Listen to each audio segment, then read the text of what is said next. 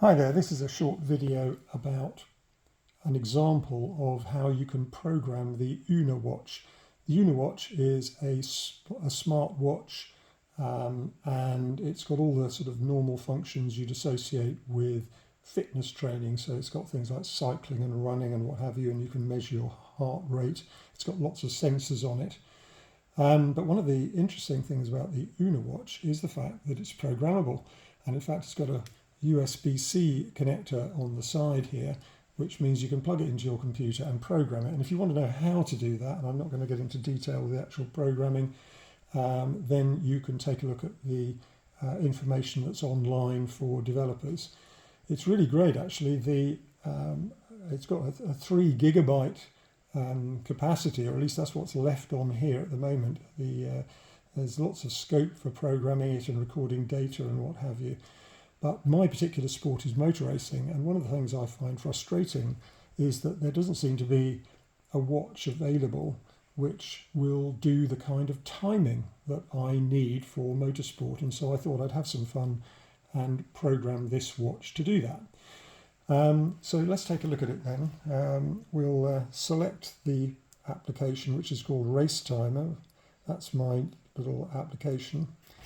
And when you look at it in normal mode, you can see there are 2 stopwatches. They just work as normal stopwatches. The upper button controls the upper stopwatch and the lower button controls the lower one. So you can start them off, you can start and stop them completely sort of independently if you like. So I can start that one going, and now I can start this one going.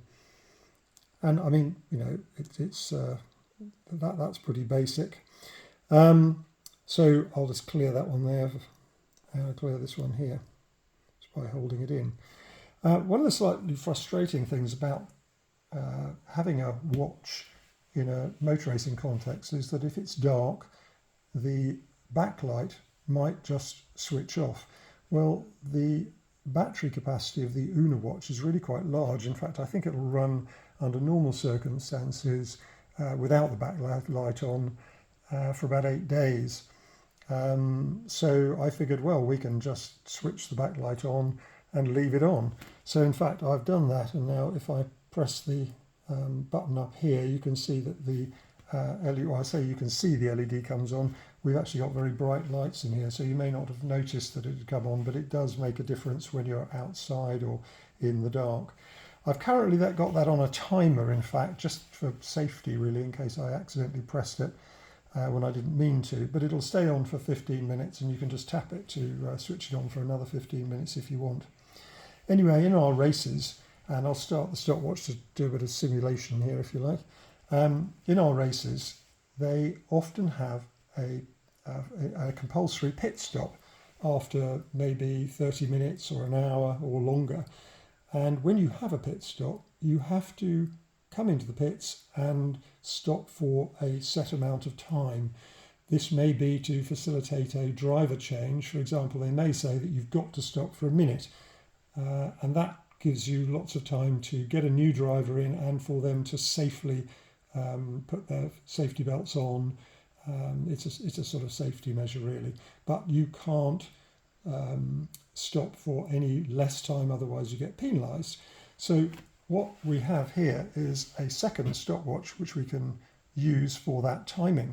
Now the other thing is that you can't drive down the pit lane faster than usually 60 kilometres an hour. So I thought it would be good to use the GPS facility that this watch has got to be able to measure the speed and then make sure that you don't exceed that speed limit. So it's going to be difficult to show you how this works because I'm not outside and I'm not driving. But what you do is you hold the top right hand button in, and it moves into pit lane mode. And down here, where these 3 dashes are, that shows you your speed in kilometres an hour. And in fact, I've programmed the watch to flash quite violently if the speed is over 60 kilometres an hour. Again, I can't demonstrate that. But the idea is that you come into the pits, you then check that you're doing the required speed limit, and then when you finally come to a rest, you hit the start button perhaps leap out of the car and get the other driver in, or sit there and wait if you're the only driver, and you can make sure that that you don't leave before the 60 seconds or whatever the determined time is are up. And that's really about it. When you've finished, you can press the select button to go back to ordinary LED on mode, or in fact, if you don't want the LED on, you can just press the top right hand button and it'll go back to normal mode again. Well, that's it. I just hope that that's of some interest. It does show that the Una watch is really quite a nice device if you want to program something yourself. So I'd encourage you to give it a go if you're into programming.